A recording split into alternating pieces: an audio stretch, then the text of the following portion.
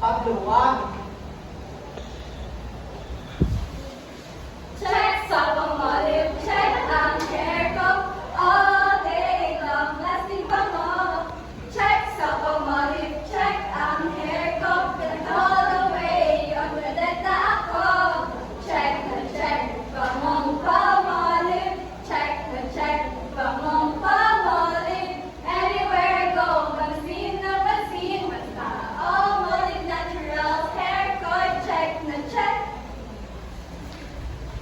Alam ko po, kaya mo siyang kunin ulit. Pero hindi. Marami na kami pinagdaanan. At kaya namin mabuhay na hindi humingi ng tulong sa'yo. Anong buhay? Ito? Ito ba yung buhay na sinasabi mo, Gloria?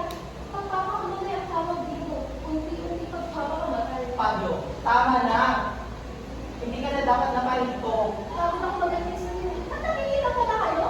Pumunta siya sa bahay ka. Pablo, wag.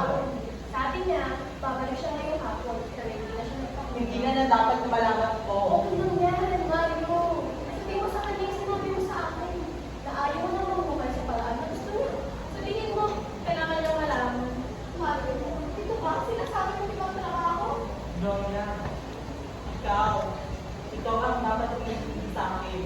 Sinubukan ko naman, pero hindi ko kaya itong buhay na ito. Ikaw ang dapat sisihin dito dahil ka! Siya ang unang lumapit sa akin. Dahil alam mo kaya na gawin ang lahat. Kaya mo bumalik sa buhay na ayaw niya. Umalis ka na! Aalis na ako. Paganda na rin umalis. Hindi siya sasama sa'yo. Pag hindi mo siya tanungin. Hindi ka sasama sa kanya, di ba, Mario? Sabihin ko na umalis na siya. Nakakawag na, Mario. Gloria. Huwag kang mag-alala, Gloria. Kasama niya sa akin. Pablo, dyan ka. Gloria, sasama ako sa kanya. Mario, ma. Matagal ko na itong pinag-isipan, hindi mo na ako mapipigilan. Ma. Alagaan mo ang sarili mo at anak natin. Ako nang bahala sa sarili ko. Huwag mo na akong antayin. Gagawin din ako makakauwi. Mario! Mario! Mario!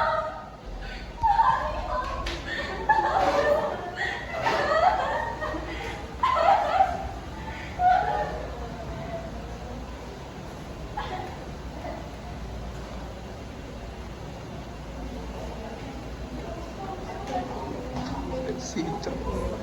Sito.